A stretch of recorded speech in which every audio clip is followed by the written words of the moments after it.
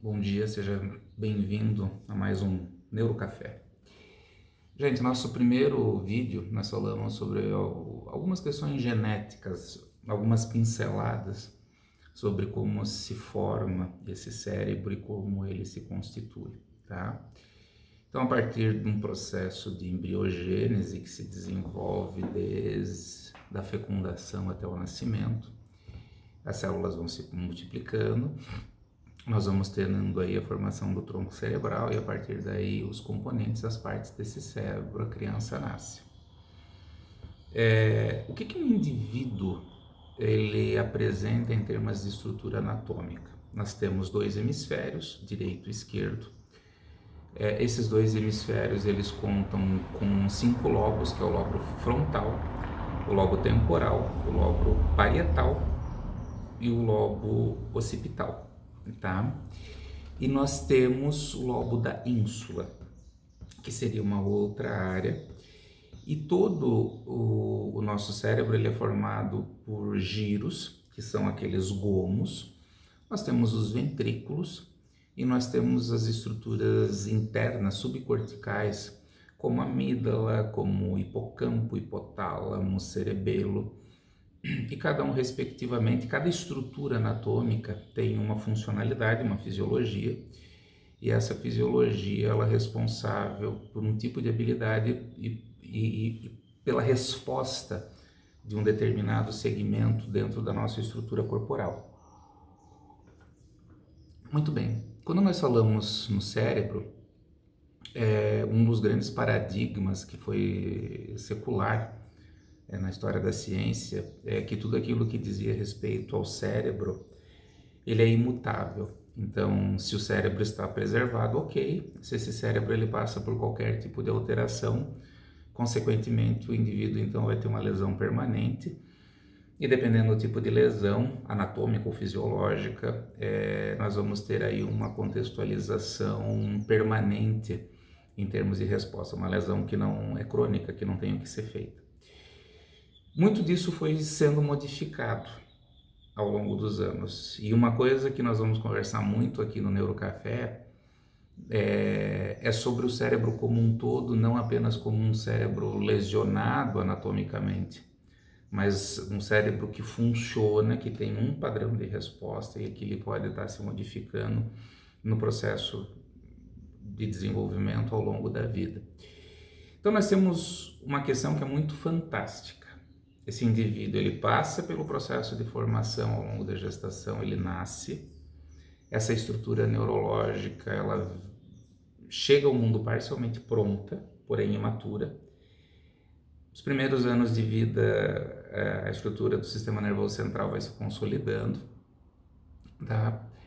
Porém, esse cérebro ele passa a receber do instante que ele nasce, inclusive nós podemos já considerar isso gestacionalmente em diante, uma série de estímulos que vai provocar uma resposta neurológica, independente de ser uma resposta meramente motora, uma resposta funcional, planejamento, organização, uma resposta afetiva, mas o teu cérebro ele vai estar o tempo todo ininterruptamente dando respostas.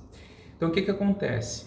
O meio ambiente, que é o espaço em que nós somos criados, desenvolvidos, educados, o espaço que nós passamos a participar ao longo da nossa vida, ele passa a provocar um processo de lapidação dessa estrutura anátomo-fisiológica do nosso sistema nervoso central.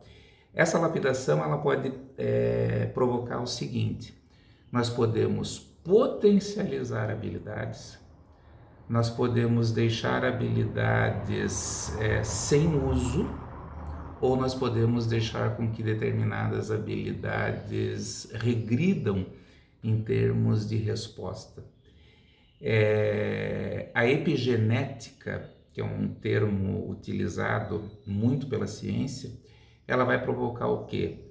Desde um processo de alteração molecular, celular, nós podemos provocar, através da estimulação epigenética, um processo de alteração individual entre partes de um determinado grupo, e nós também podemos, pela epigenética, provocar um processo transgeracional, que é ao longo de gerações. Pegando desse exemplo último para cá, o transgeracional, nós poderíamos falar das girafas, né? Que em virtude de uma necessidade de tomada de espaço, precisou estender o tamanho da sua estrutura óssea de pescoço para poder alcançar os alimentos nas copas das árvores, né? Uma alteração celular que vai de repente provocar uma alteração neuroquímica e consequentemente uma mudança de comportamento, uma mudança de afetividade, ela pode estar ligada a um trauma. O indivíduo sofreu um acidente de carro severo, o indivíduo foi assaltado, o indivíduo passou por uma situação de estresse aguda, então a partir dali ele passou a ter uma inclinação de um humor mais depressivo, de uma resposta mais ansiosa. Ou de grupo, quando você passa a ser formado e preparado, por exemplo, dentro de um espaço familiar,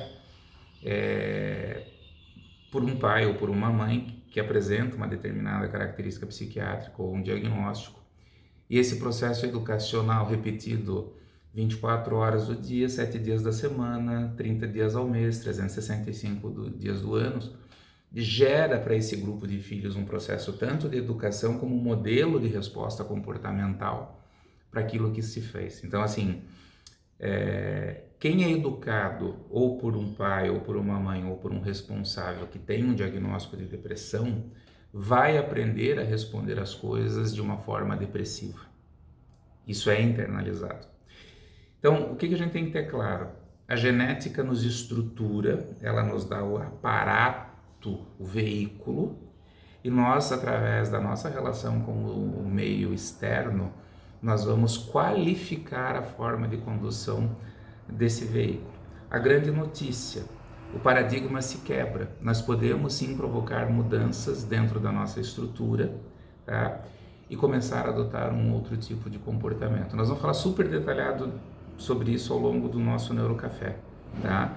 Porque nós vamos ter que falar sobre lesão anatômica, que é um tipo de trabalho, nós vamos ter que falar de alteração comportamental e afetiva, que é um outro tipo de trabalho, e nós vamos ter que falar principalmente a respeito do princípio do respeito às diferenças, que vai ser um tema muito, muito, muito legal, tá? Um grande abraço a todos, uma boa semana e até o nosso próximo Neurocafé.